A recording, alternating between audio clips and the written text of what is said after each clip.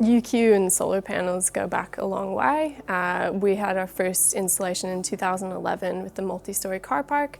That was 1.22 megawatts, and that was the largest rooftop solar installation in Australia for many years running. At that same time, we also installed solar panels out at Heron Island Research Station. So, 2011, that's a long time ago. And Gatton Solar Farm was built in 2015, so that was 3.3 megawatts, and now you have Warwick Solar Farm, 64 megawatts, built in 2020. So in total at the Warwick Solar Farm, it's 150 hectares in size, and across that area we've got just over 200,000 panels that are spread out into 2,500 tracker rows.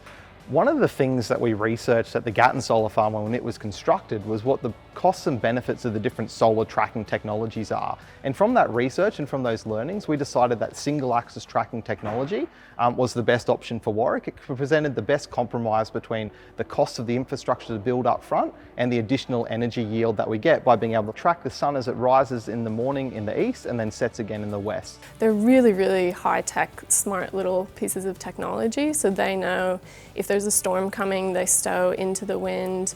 At the end of the day, they actually store flat because that's when you get the most output. So they track each other and they try and prevent shading on each other.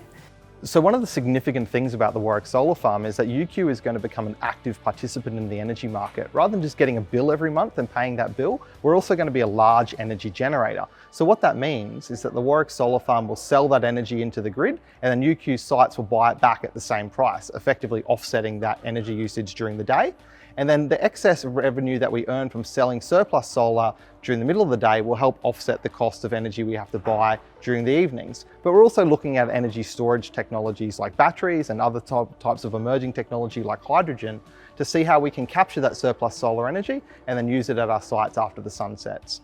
The potential for research out at Warwick is huge. It's basically limitless because we own and operate the asset.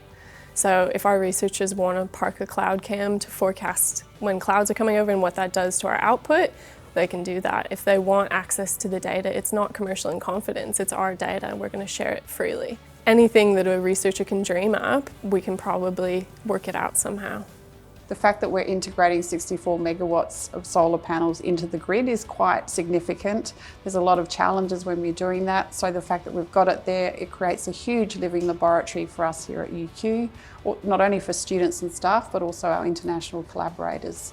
So the solar farm, it's a 30-year asset, so it's going to be operating, sending electricity to the grid for 30 years. That visitor centre will be there for 30 years and it'll be positively impacting Warwick, while at the same time having a positive impact for UQ, because again, every single dollar that the Warwick Solar Farm saves us is a dollar that can go to teaching and research.